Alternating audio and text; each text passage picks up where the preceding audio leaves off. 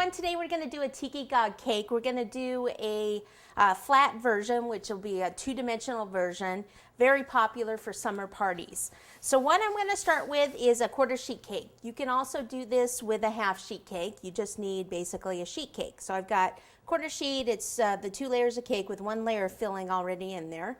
And for tiki gods, usually they're a little bit taller and thinner. So what I want to do is just take a little bit of the cake off of here and then place it up here, so it's just going to end up being a little bit taller. What you're going to need is a finished board to place this on. This is 2 half sheet boards taped together, covered in Florist Foil, and I went with a kind of an avocado green color for the background there.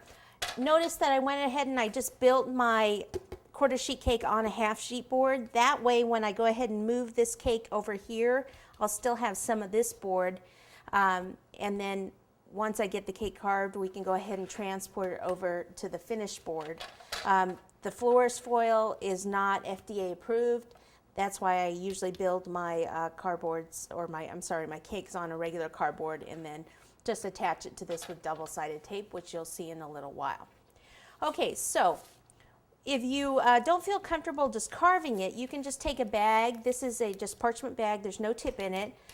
Just take some scissors. I did put just regular old white buttercream in it, and you can just kind of take a little bit of the tip off. And if you want to draw yourself a little line, something like this, something to follow, if you want, you can even measure it, but I'm not really too worried about being exact because we are going to carve this a little bit anyway. So what I'm going to do is just thin it down a little bit here. So I'll go ahead and just cut through. Okay, take this off. Then what I want to do is just add a little bit more buttercream here. And we'll put a little bit on the board there. Take a spatula, just kind of smooth that, just so that the cake that we're adding will stick. So we'll just go ahead and we'll take this, pop it over here, turn this, and cut that down like so. Okay, so we're just making it a little longer.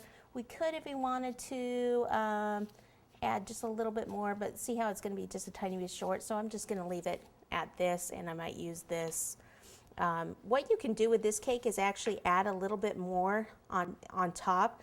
Let's cut this into, let's see, cut it right there in the middle, right where the filling wasn't quite the middle, and we'll cut this one in half again. Cut this one in half again, like so. This is if you want to get the most out of your cake, and we can just go ahead and pop some buttercream right down there in the middle and go ahead and place, I think we can get probably 2 rows here. Something like this. Now if you wanted to, you can, sometimes I have extra pieces of cake. You know, you could bake, if you're baking something else, this is obviously the same cake flavor. If you have any strips, you can actually add like another piece of cake here if you don't like cutting the cake like this. But I know a lot of us at home want to get the most out of the piece of cake so that we don't have to bake several cakes. If you're a business out there, it's not that great to have all these cut up pieces of cake for your clients since they are paying for it. So you might want to bake just an extra piece so you can make it a little taller if you want.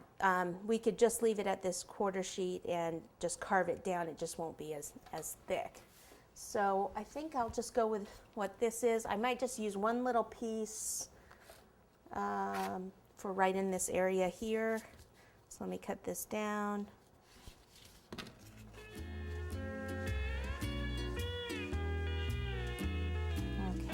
Just about like that.